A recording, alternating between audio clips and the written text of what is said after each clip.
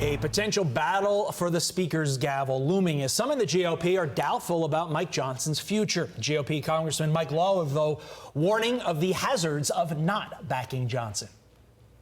These folks are playing with fire, and if they think they're somehow going to get a more conservative speaker, they're kidding themselves. We can't get anything done unless we have a speaker, including certifying President Trump's election on January 6th. We absolutely do not need a fight over the speakership. Corey Lewandowski is a Trump 2024 senior official and was a Trump 2016 campaign manager, and he joins us now. Corey, thanks for getting up with us. So what are your thoughts on this? I mean, could this cause problems if the Republicans don't back him? Well, I think it's very simple. Mike Johnson is going to be the next Speaker of the House. I believe that Donald Trump is going to support him as the next Speaker of the House. He's been a great partner for Donald Trump.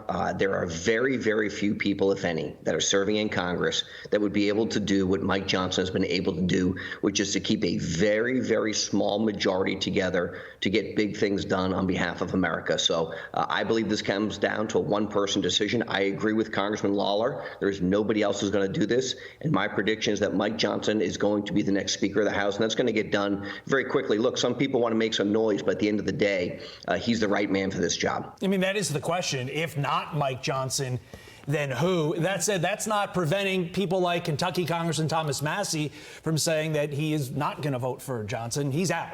There's no way of getting him on board if you listen to what he's been saying. Several other Republicans remain undecided on Johnson's future. You see them right there on the right-hand side of your screen, including Scott Perry there, a very notable one as well.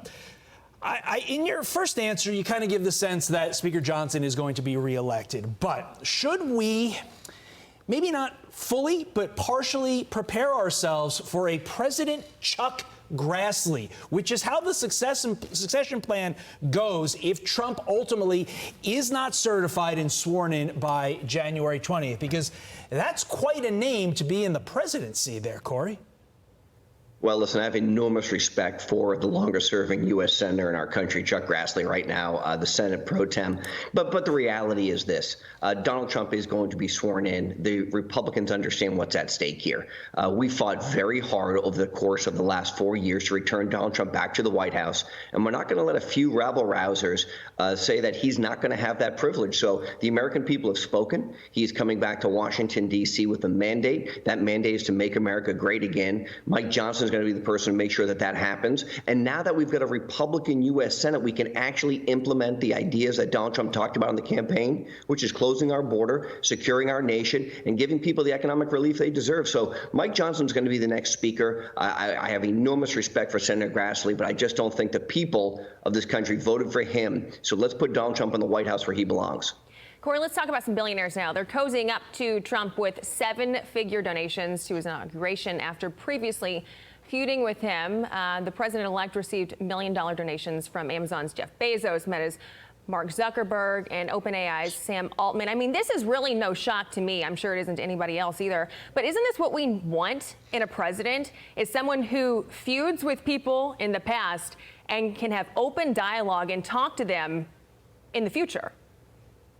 Well, you're exactly right. Listen, we have people on both sides of the political spectrum that have their difference of opinion, and most of these people didn't support Donald Trump. They were out either advocating for Vice President Harris or, just staying on the sidelines. But now that Donald Trump is the president-elect, he'll take office 3 weeks from today. What you're seeing is these individuals understand the importance of the most important job in the world, and they want to come and be part of that, or they're going to get left behind. And look, Jeff Bezos and Mark Zuckerberg don't even notice $1 million, unfortunately. They have such incredible wealth. It doesn't even fuel their yachts. So, for them to write a seven-figure check to the Presidential Inaugural Committee to say that they're committed is a little bit of a fallacy. I'm sure they can do much, much more. And their businesses, many of them, have enormous contracts with the federal government. And so they're doing this from a strictly business perspective.